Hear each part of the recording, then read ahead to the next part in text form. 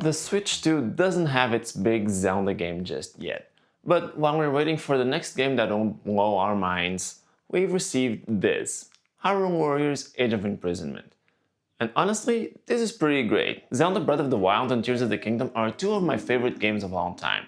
And so any additions to that world, in my opinion, are incredibly welcome. So even though I don't really care much for Warriors games as a concept, I was very excited for Age of Calamity back in 2020, and now Age of Imprisonment was also very exciting. Now, Age of Calamity had a couple of big complaints when it came out, specifically the story and the performance. So Age of Imprisonment had an opportunity here to really right a lot of those wrongs, and thankfully it did just that. Now, personally, I wasn't actually very upset with the way that the story in Age of Calamity played out.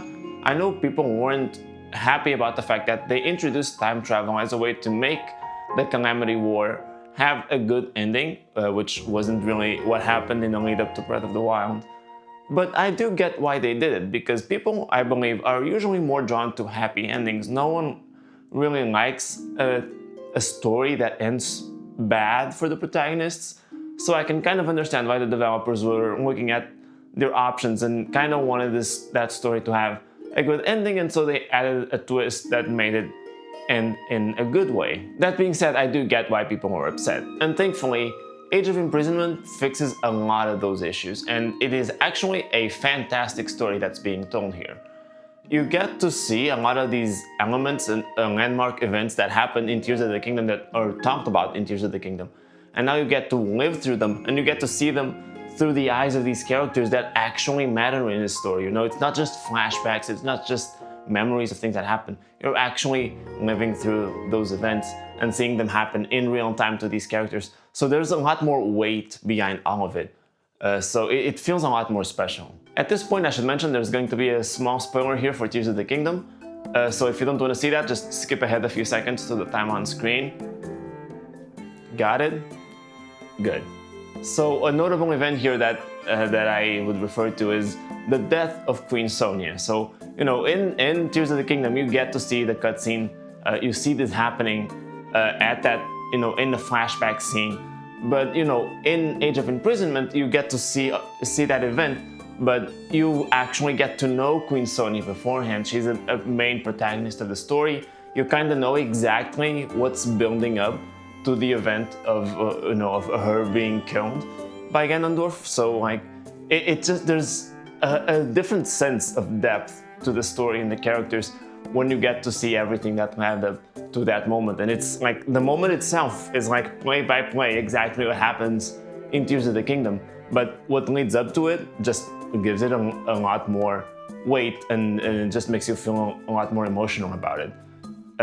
Both before and after the event happens, it just everything feels more substantial because of it. And in general, all the cutscenes are really well put together here, like the animation, you know, the music, the voice acting, all the characters, they really come together really well to tell the story of this game. And it's just really entertaining to watch. Like there's a lot of cutscenes. It feels like there's a lot of production value being put into the story here in a way that I think people really wanted Tears of the Kingdom to do. But you get all of that here, and it's really cool.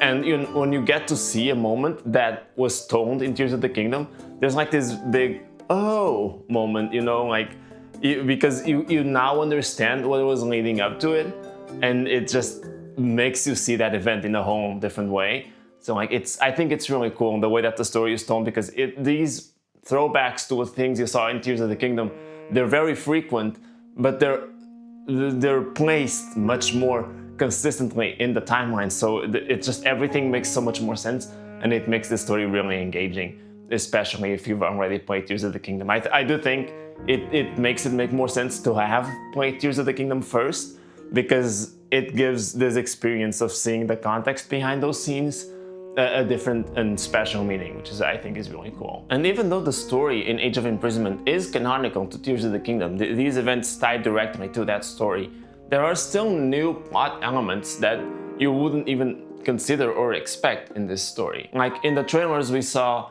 a new sort of construct that appears, and we didn't really know what it was. And you know, it's kind of this game's stand-in for Link, which because he isn't playable in this game. So we have this mysterious construct in the game, and he actually ends up playing a major role in the story, you know, and it's really interesting. Like everything around the mysterious construct ends up like fitting into the story really well, and they find a clever way to like explain things that in a way like that just makes it make sense. I can't go too deep into it without making it a spoiler-ish video, but yeah, like the introduction of the mysterious construct is actually really interesting and makes this story, you know, it has new elements, it has new things, and it really helps build the context around it, but it's still totally faithful to the story in Tears of the Kingdom. And so I think it is about as good as you could ever ask it to be. Like, it's the most story-heavy Zelda game we've had in a while, I would say. And it's all delivered very well, in a way that fits canonically in the events of Tears of the Kingdom, and I think that's just really cool. The other big complaint with Age of Calamity was performance, and thanks to the much increased power of the Switch 2, I'm happy to say that that's not a problem here at all. Age of Imprisonment runs perfectly fine at 60 frames per second the whole time, and it does so while having more enemies on screen and just a ton of effects and visual stuff going on. There's more enemies, attacks are more flashy, you have all these items you can use that just, you know, create new effects that weren't really there as much in Age of Calamity. Like, there's so much going on screen, but it always runs super smoothly. Like, it feels really nice to play. And like, you're just seeing everything here move smoothly. It's really cool. Like, it just, yeah, it fixes the problems from Age of Calamity, like, completely. There's not really a lot of variation with the frame rate. It's 60 frames per second, stable, very busy environments. Like, everything comes together really well in Age of Imprisonment. The frame rate does go down to 30 frames per second if you're playing split screen multiplayer, which, you know, I haven't really experienced that. I can see why that would be upsetting, but as long as it's stable at 30, I think that'd still be a big upgrade over what we saw in Age of Calamity. So that's also very good to see, and it makes sense why this game is a Switch 2 exclusive, because there is no way this would be as pleasant on the Switch 1. As for the gameplay, the Warriors formula is obviously very present here, that's the entire point. And so if you're not familiar with Warriors games and you're just coming from Tears of the Kingdom and you've never played a Warriors game, this is going to feel a little strange because it's not as methodical or slow-paced as a battle in Zelda would be. For the most part, you're just mashing the X and Y buttons to perform combinations of light and strong attacks. And you combine them in various ways. There's a lot of combos you can do with that. So there's a lot of variety, but, you know, a lot of the time it does feel like you're just mashing buttons to mow down these enemies. Like, they come at you in dozens and hundreds of them, and it feels satisfying, but, you know, it's also a little mindless in a way. But then in between those weak enemies that you just defeat very easily, there's some really tough enemies sprinkled in that you actually have to work to defeat, and that there's a little bit of grinding involved there, where you have to attack them. Every now and then they'll make their own attacks, and that exposes their weak point gauge, and then you have to wear down their weak point gauge so you can perform a special attack called the weak point smash, and that does a lot of damage to their overall health. So that's kind of how that goes. But even then, there are some twists here. So there's special attacks that can be charged that do a lot more damage and also help expose the weak point gauge more quickly. And special attacks for each individual character were already in Age of Calamity, and that's here as well. So you have the special attack gauge, and you fill that up as you play, and then when that's filled, you can use a special attack that does a lot of damage and exposes the weak point gauge, so you can do even more damage more quickly. So there's that, but there's also a new kind of attack called Sync Strikes, and these are different because they actually have two of your characters on the battlefield come together to perform special attacks that involve both of their unique skills. So, you know, some of them might have a sword, or some of them might use a spear, and they have different attacks that they use. And yeah, you combine those their unique elements to form a new special attack. And there's a lot of unique combinations, you know. Some of them are more generic, where each character will do their own thing, but others, the characters actually come together in unique ways, especially when it involves like the main characters of the game. They'll do unique things, and some of them aren't even attacks themselves. So if you have one of the sages that we mentioned in Tears of the Kingdom, what they usually do is that they infuse the other character's attacks with their elements. So for example, RD will give your attacks lightning properties. So now all of your attacks are electrified and they do a lot more damage and they have a bigger chance to like stun enemies and things like that. So you combine characters in different ways, and there's a lot of unique attacks that you can do with Sync Strikes. It adds a lot of variety to how the game is played. And even that is just the beginning, because they also added Zonai devices from Tears of the Kingdom, and they gave them really interesting uses. So you have Zonai devices that, you know, shoot out fire or ice or electricity and air, and then you can combine, like the air can be combined with the other elements to make like tornadoes of those elements, and it does like a really interesting, you know, it's a very powerful sort of attack combining those elements. And there's even item-based attacks, so you get like things like bokoblin horns and stuff. Those things that you collect, you can actually use them as attack items. You basically fuse those items to your weapon and you attack using them. And those attacks are really powerful. They don't do a ton of damage, but they're really effective for wearing down the weak point gauge of an enemy. So that's a very effective way to like get through them more quickly. So like there's just a lot of variety here, because you can assign Zonai devices and special attacks and item attacks. Like you can assign them to different buttons on the controller, and you have like 5 of them available at any time. So like there's just a lot that you can do, combining regular attacks, strong attacks, special attacks, sync strikes, and then all the Zonai based and item based attacks. Like there's a lot that you can do. So the game, you know, even though the concept as a whole is kind of mindless, I think they added a lot of variety to this specific game compared to Age of Calamity. That makes the gameplay continue to feel exciting pretty much throughout the entire story. Like at some points you may need to actually grind and repeat some battles, and that can still get a little tedious, but just playing through the story feels really exciting with the setup that they've created here. Like Age of Calamity though, and I think other Warriors games, I do think Age of Imprisonment still sort of suffers a bit from being a little overwhelming with all of the content that it offers, because you know, there's some missions that you'll complete a mission and then there's just a barrage of side missions and things that you unlock that you can now do.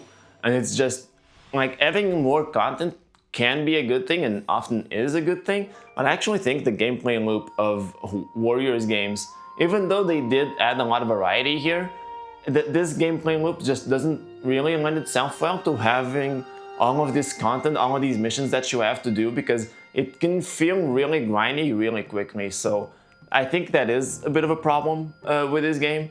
But that being said, I did enjoy playing through this game and like figuring out my favorite characters. You know, throughout the story, I was trying to keep all of my characters at around the same level. But after the story, I started, you know, playing more with my favorites like RD, the Gerudo leader, Sage, is like my favorite. Like I think she's got the best attack. The electricity attacks she does are super powerful, so I really like playing as RD. Kia though, the Zora leader, is also very fun to play as. Rauru is also good, but like, yeah, just figuring out my favorites was still fun, and when you're playing with your favorite characters, I don't think the game gets as tiring. So yeah, like, I still think it has maybe a little too much content. It feels a little overwhelming, but it's still a lot of fun. So yeah, Age of Imprisonment is actually a really great addition to the Tears of the Kingdom story and the Zelda universe in general. Like, I think the story that it tells, all of the details that it adds to the events that happened during the imprisoning war, like, it's really, really cool. Just going through all of that story, that's the biggest reward for all of this. Like, it really carries this game the whole way through. Like, it's so nice to just experience this story with all of the detail that they've added in this game. You know, all of the characters that you get to really know. Like, everything here is just really, really worth it and comes together really nicely. And then you pair that with like the performance being way better, you know, more enemies, more animations, more effects, like everything is increased, but it still runs stably at 60 frames per second. That's also really, really nice. The gameplay has been massively improved with all the new attack types.